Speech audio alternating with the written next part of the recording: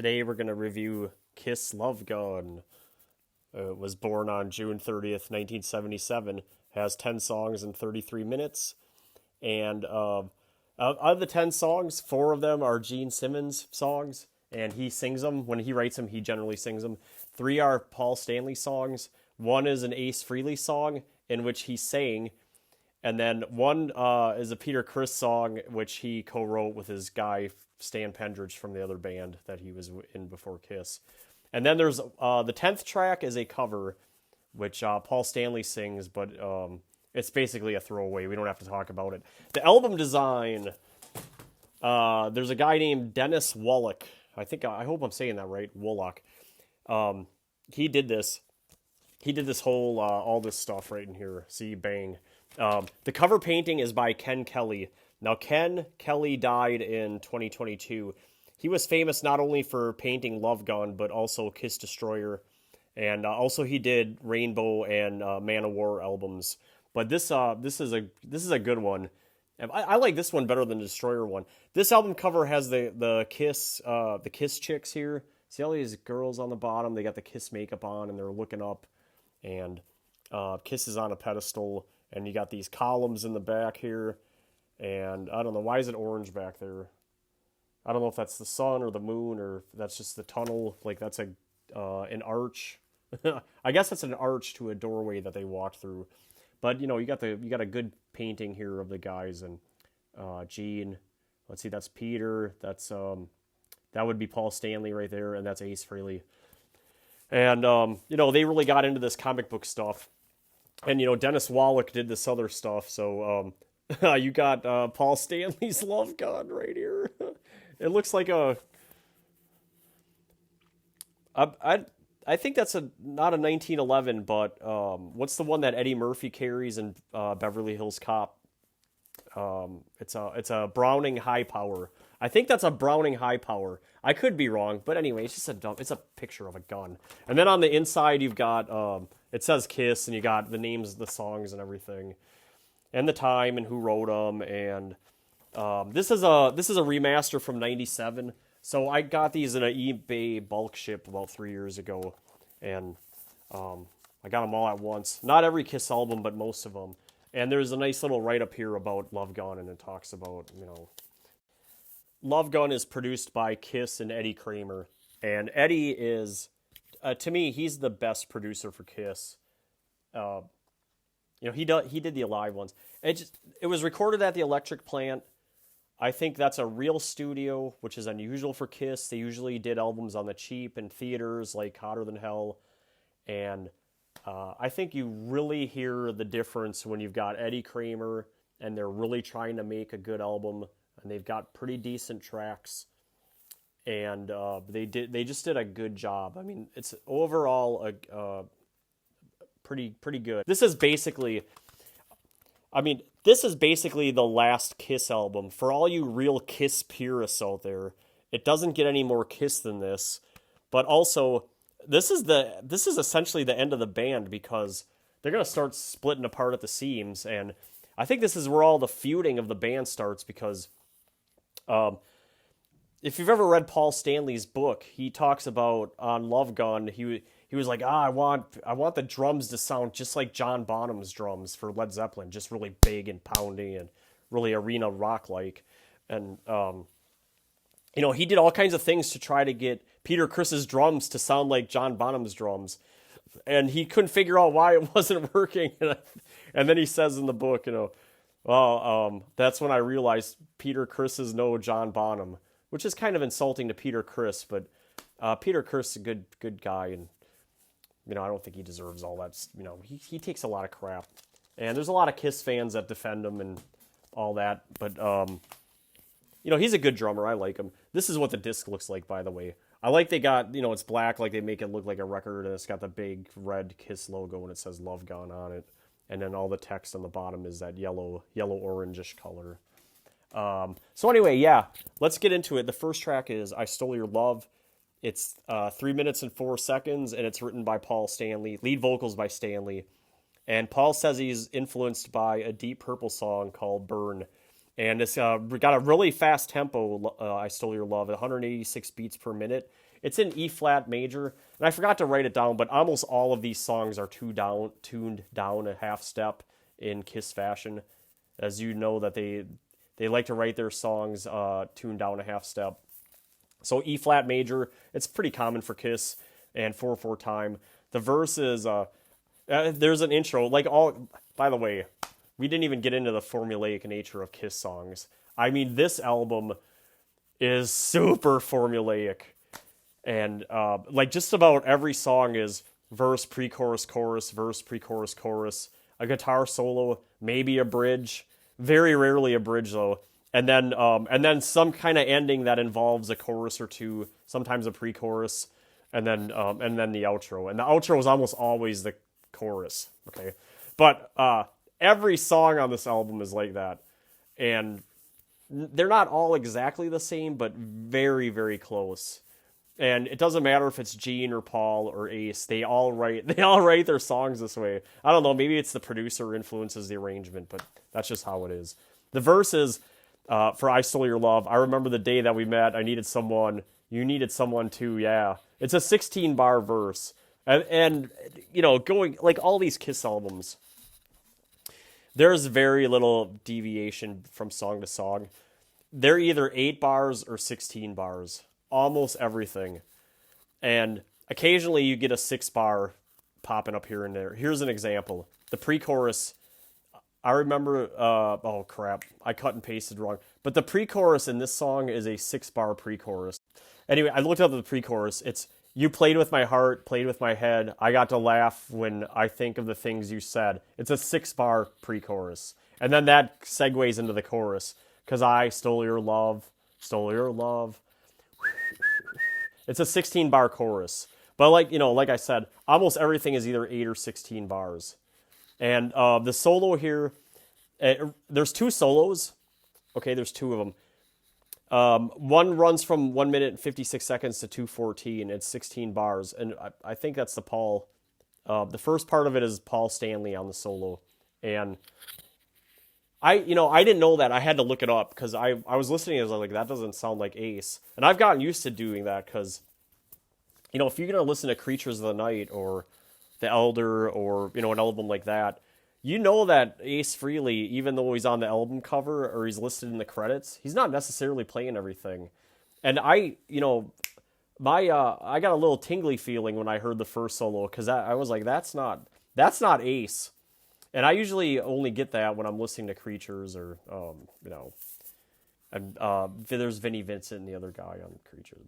Anyway, it's Paul Stanley on the first solo, and it's okay. It just doesn't sound like an Ace solo. And then the second part of it is Ace, and the Paul part, he's just really playing along to the music, but it's fine. It's just not. He's not gonna blow you away in the way that Ace Frehley would on a solo.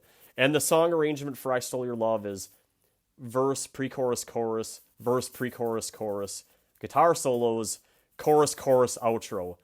And like I said, a lot of the songs are going to be just like that. But that's I Stole Your Love. And it's a good intro to the album because real fast tempo and it just gets you going. The second track is Christine 16.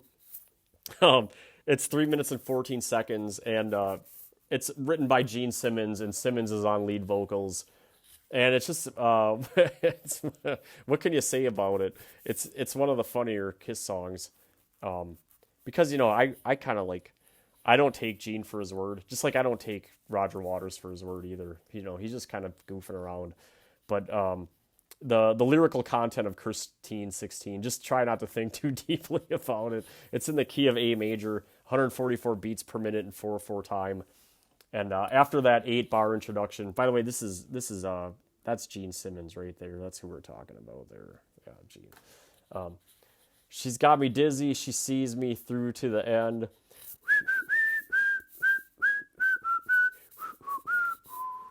It's an 8-bar verse. The chorus is Christine 16. It does that little thing I was doing there. It's 8 bars. The second chorus is when he sees her coming out of school. I got to have her. The bridge, she's been around, but she's young and clean. That's the bridge. It's an 8-bar bridge. And then the outro is the outro. It's like the bridge, but it starts at 2 minutes and 12 seconds, and it's 24 bars, and then it fades out to another 4 bars, so 28 bars with the fade out, and there's no solo. But that's Christine 16. It's actually a pretty simple song in verse, chorus, bridge, chorus, outro. No pre-chorus in this one, but they're following the structure, and there's no solos. It's just a funny song to listen to, I guess. The third track is Got Love for Sale. It's 3 minutes and 29 seconds, written by Simmons, lead vocals by Simmons.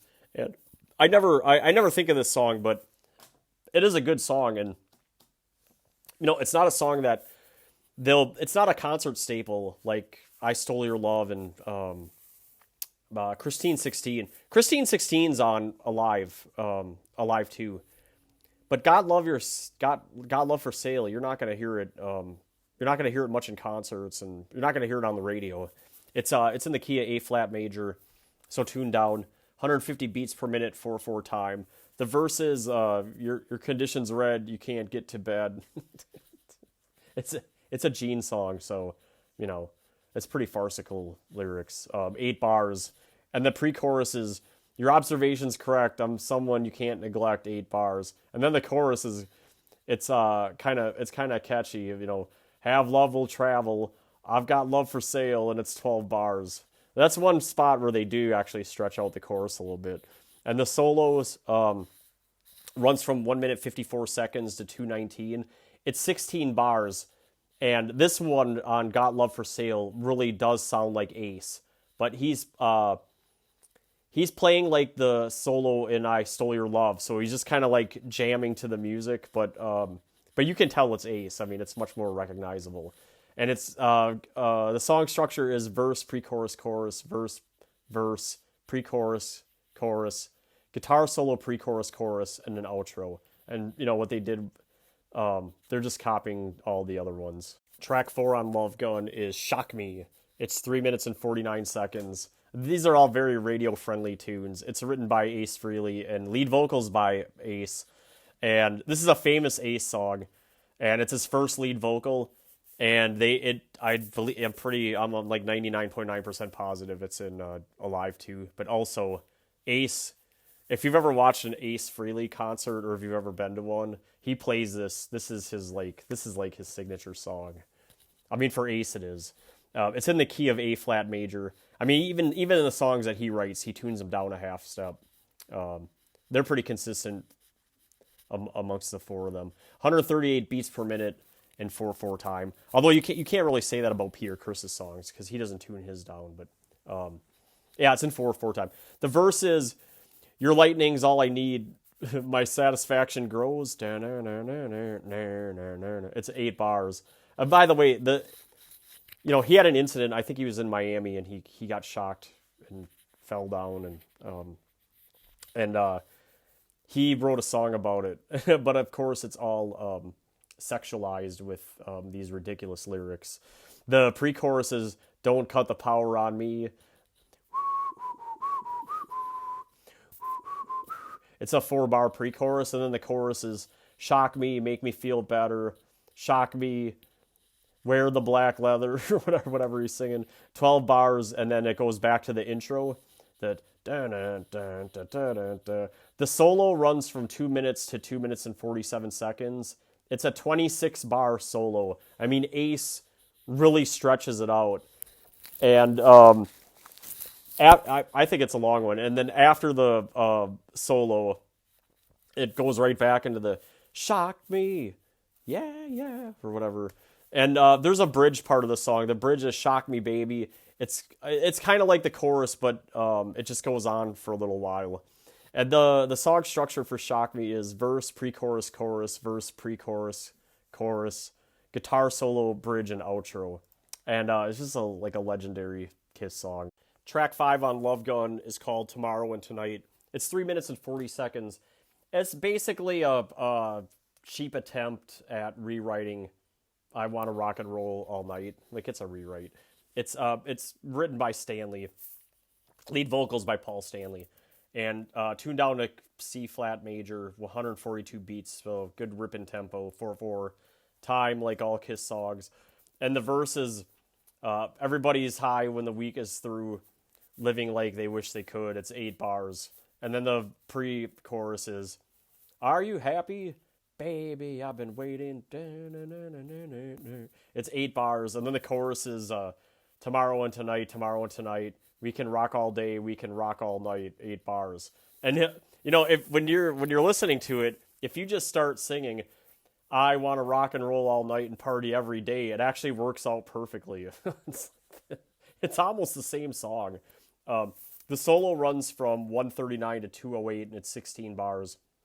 This is a Ace Frehley solo. And the song structure is verse, pre-chorus, chorus, verse, pre-chorus, chorus, guitar solo. And then after the guitar solo, the chorus and the outro. And by the way, it's almost identical to Shock Me. And the only difference is Tomorrow and Tonight has the chorus after the bridge. And the outro is a little bit longer. But that's it. It's Shock Me, Tomorrow and Tonight. I want to rock and roll all night and party every day. It's like they're almost like the same songs. Track 6 is Love Gun. It's 3 minutes and 18 seconds. It's written by Stanley and lead vocals by Paul Stanley.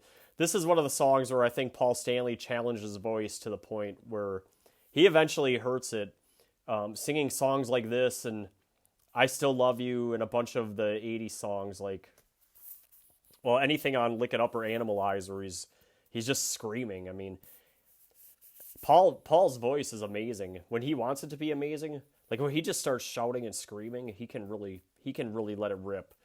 But to the detriment of himself, because you can hear it on Sonic Boom and Monster and anything that they recorded live after Sonic Boom. Like he doesn't have the pipes anymore. And well, I mean, some of it's I'm sure just old age, but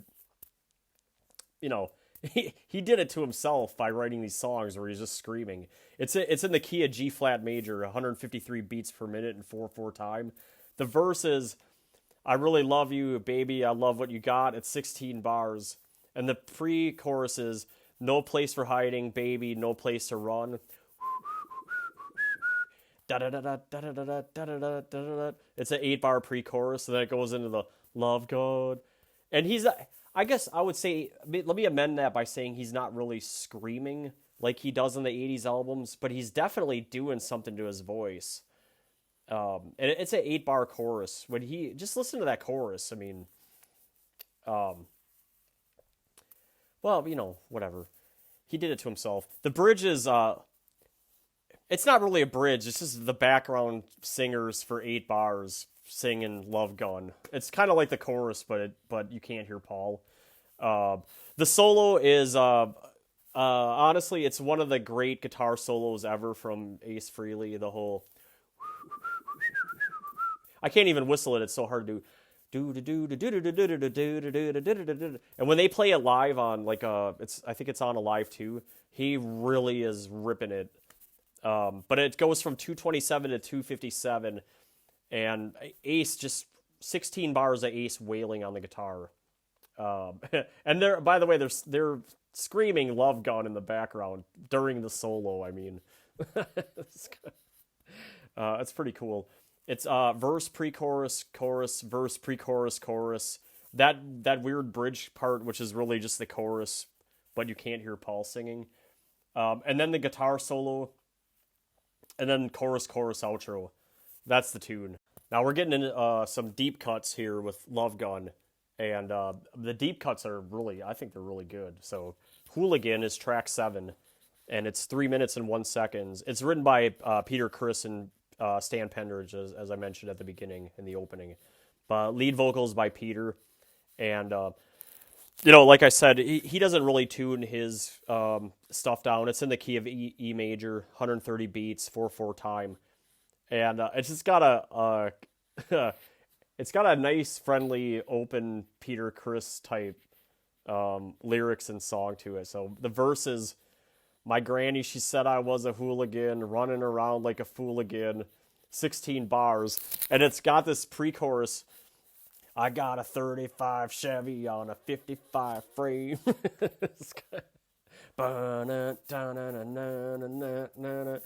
Can't even spell my name. It's 8 bars. And the chorus goes, I'm a hooligan, won't go to school again. It's kind of a fun song. It's 8 bars. And then the solo's doing like a da da da da da da da da da. I'm gonna screw it up. But it's an Ace Frehley solo. It's like a da da da da da da da da da da. It's like an off beat type. So I can't do it because I don't have it in my head. But I do like the solo. It's 135 to it ends at 1 minute 54 seconds, and it's a 12 bar Ace solo. It's a good one. The song structure is there's extra verses in the song, so verse pre-chorus chorus, verse pre-chorus chorus, guitar solo chorus, and that's the song. And that's the only difference. I mean, they just stuck. There's a second verse after every first verse. I mean, other than that, it's the same song arrangement of all the other songs. Track 8 is Almost Human, another real deep cut. This time by Gene Simmons right here. Here's Peter Criss. This is right here. This is the rhythm section, and these are well, I guess Paul's rhythm guitar, right? Although occasionally lead guitar, but mainly Ace's lead guitar, or they're playing the same part. But I guess he's the lead rhythm, and Paul's rhythm. But Almost Human is track 8, 2 minutes 49 seconds, written by Gene Simmons, lead vocals by Gene Simmons. Another classic Gene song that doesn't get play on the radio or at concerts, but too bad. The guitar parts sound awesome with earbuds in. If you've ever listened to it, you can hear Paul and Ace going in the different ears. It's quite interesting. And I think Gene Simmons is singing about being a werewolf, at least based on the first verse. So tuned down to A flat major and 91 beats per minute. The verse is, I'm almost human, can't help feeling strange. The moon is out. I think I'm gonna change. It's 4 bars. Oh yeah, this one is 4 bars. It's not even 8 bars. I mean, and it's a real slow tempo at 91 beats. The pre-chorus is, you're so smooth and tender, a living, breathing dream, 4 bars. And then the chorus is, I think it's Paul and Ace probably singing in the background, I'm almost human. And then Gene sings, I'm almost a man. It's 4 bars.